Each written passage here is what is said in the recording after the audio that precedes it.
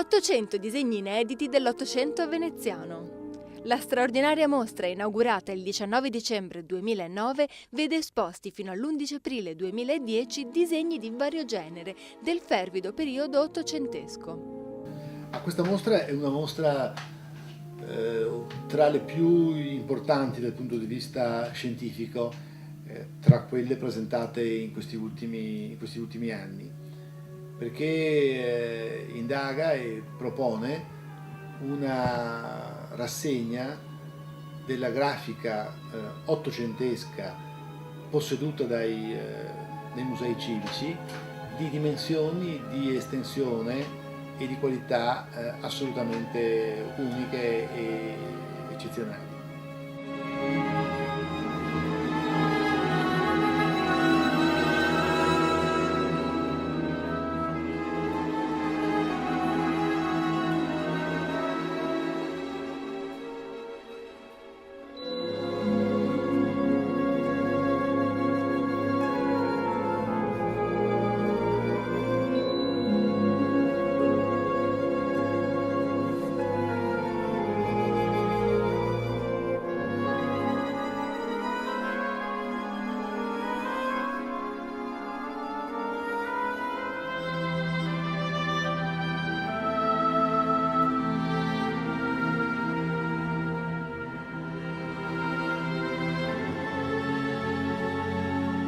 Una mostra di riscoperte e di novità che presenta personaggi dimenticati, ma che presenta una ricchezza di opere, quasi 1000 fogli, che è ben rappresentativa della qualità, dell'importanza e della ricchezza delle collezioni civiche per quanto concerne i disegni dell'Ottocento.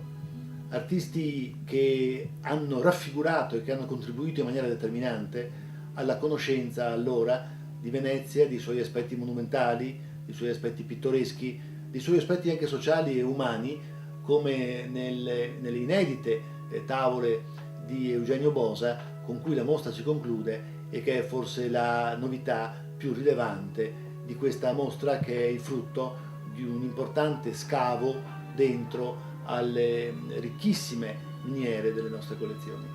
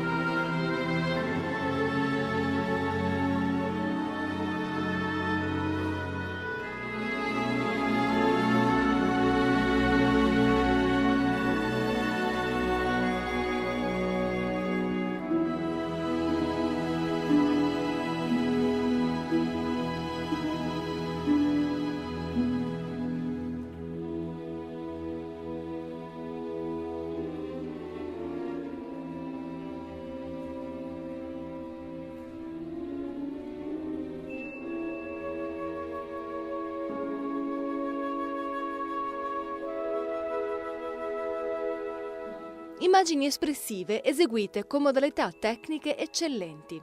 Da Luigi Quarena a Ippolito Caffi, da Eugenio Bosa a Giacomo Favretto, grandi emozioni dalla Fondazione Musei Civici di Venezia.